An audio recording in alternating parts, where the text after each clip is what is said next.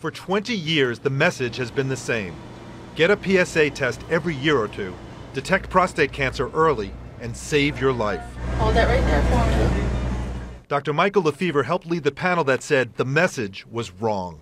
The problem is that in contrast to the small benefits, a significant number of men will be harmed by the tests and treatments that follow prostate cancer screening. The task force said the PSA is unreliable, giving a falsely positive result 80% of the time. Prostate cancer is typically diagnosed in older men, and the disease usually progresses so slowly they die of something else. The panel is among the most influential in the country. It cited an 11-year study of over 180,000 men. The study showed more than 1,000 need to be screened to detect 37 cancers and prevent a single prostate cancer death. The options for men with prostate cancer include radiation, surgery, hormones, or simply observing. Side effects of treatments include erectile dysfunction and urinary difficulties. Lefevre says the consequences can be even worse. Ultimately, we'll find that 2 to 3 men out of those 1,000 will in fact have a serious complication such as a heart attack, stroke, blood clot, or even death. The recommendation sparked fury today at the annual meeting of the American Urological Association.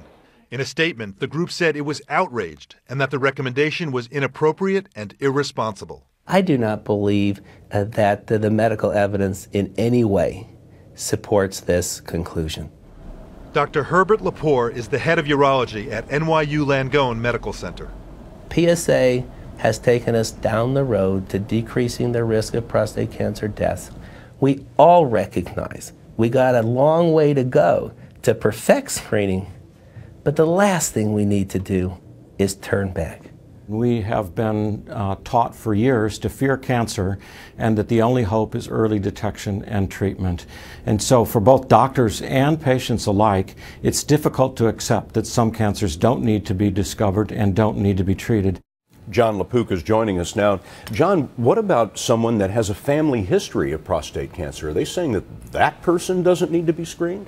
Well, I spoke to Dr. Lefevre this afternoon. He said no, they can't specifically say to do the recommended test in that group because they don't have good enough tests. They don't have a good enough study. Now, in the future, it may be that that test is developed. And for now, they're saying have a discussion with your doctor and specifically ask the pros and cons in that person. Jon, thanks very much.